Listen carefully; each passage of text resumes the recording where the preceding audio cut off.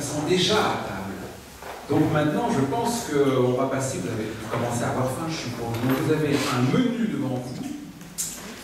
Ce menu est effectivement un petit peu particulier, j'en conviens, et donc je me suis dit que ça serait bien pour chaque texte, que vous allez d'ailleurs décider vous-même, vous allez choisir d'entendre, de créer des équivalences, des correspondances culinaires.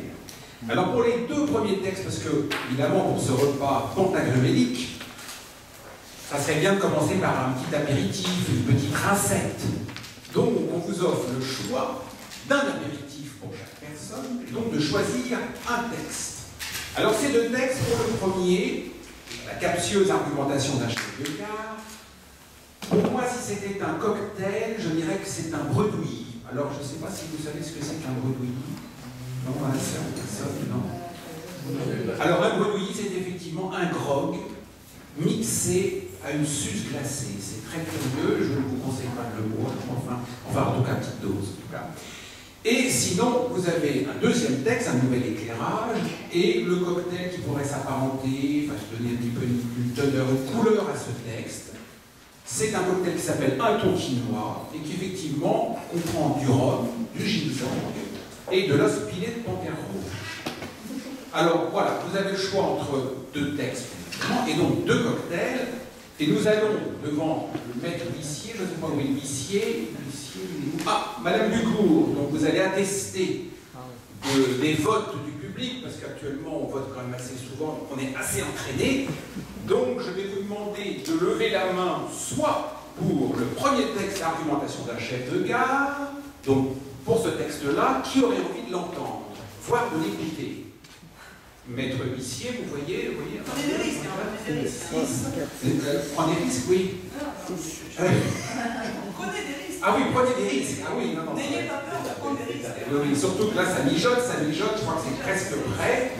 Et donc, pour le deuxième texte, oh là là, alors là, j'ai l'impression, moi je suis un peu vieux, excusez-moi, mais j'ai quand même l'impression que le cocktail, le thon quinoa, et donc un nouvel éclairage, semble avoir retenu tous les suffrages.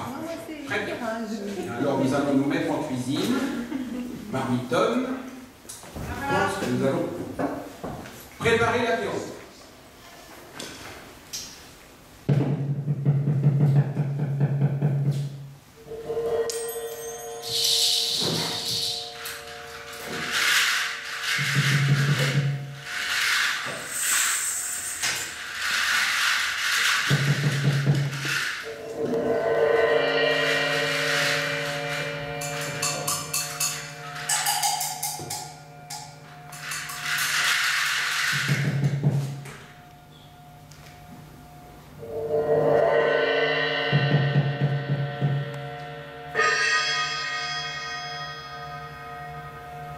Tiens, ce vieux Lafoucade, comment vas-tu? Le mieux du monde. Et que fais-tu à Paris? Je suis venu dans le but de me procurer des capitaux pour lancer une grosse affaire. Oh, de quelle nature ton affaire? Une idée qui m'est venue il y a quelques années au Tonkin. Un soir, des espions viennent nous apprendre qu'une bande de pirates s'est réfugiée dans un village distant de quelques kilomètres. À la hâte, on forme une colonne dont le lieutenant Cornuel prend le commandement et nous voilà partis. Une nuit noire. Mon cher ami, mais d'un noir. On serait cru dans une mine de houille à top. Pas de lune, pas d'étoiles au ciel, et pas de bec de gaz dans les rizières. Allons. Tout à coup, nous nous sentons éclairés au flanc de la colonne par une lumière douce, étrange, fantastique. On croyait marcher dans de l'or gazeux. Nous regardons autour de nous et nous apercevons deux voix. Oh, ne me fais pas languir. Des tigres, mon vieux. Une bande de tigres. Les yeux de ces fauves brillaient tels des braises, et tous les regards de ces fauves réunis constituaient une lumière superbe. Épatante. Depuis cette époque, l'idée me tourmentait de mettre en pratique un éclairage splendide.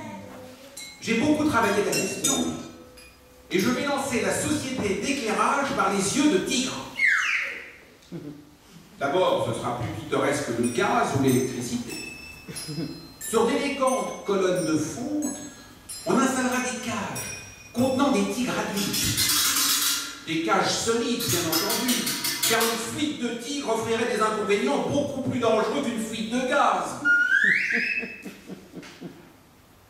On s'en apercevrait tout de suite, c'est sûr. Probablement. Quand on sentirait quelques crocs pointus pénétrer indiscrètement dans sa cuisse, on dirait « Tiens, il doit y avoir une fuite de tigre dans le cachet. » Les gaziers seraient remplacés par des docteurs, ce serait bien plus drôle. Ce serait charmant, je te dis. Est-ce que tu ne crois pas que pour le prix de revient? Pas tant que tu crois. Car la Société Générale d'Éclairage par les yeux de tigre ferait comme la compagnie du gaz qui réalise d'énormes bénéfices avec ses résidus. Sais-tu par exemple comme le fumier de tigre est excellent pour les rhododendrons ou pour les pétunias?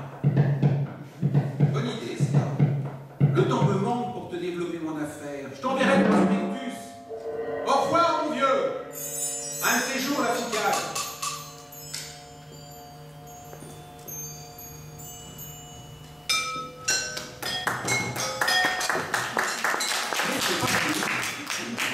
L'apéritif continue. J'ai eu l'occasion, il y a quelques jours, de faire la connaissance du susnommé Cornuel, un excellent garçon. Dites-moi, fis-je un peu défiant, avez-vous rencontré beaucoup de tigres au Tonkin? Oh, pas un seul. Le seul tigre que j'ai vu en Indochine, c'est un vieux tigre dans une ménagerie de Saïgon. Un bon vieux tigre aveugle qui ressemblait bien plus à une descente de lit qu'à un dangereux carnassier.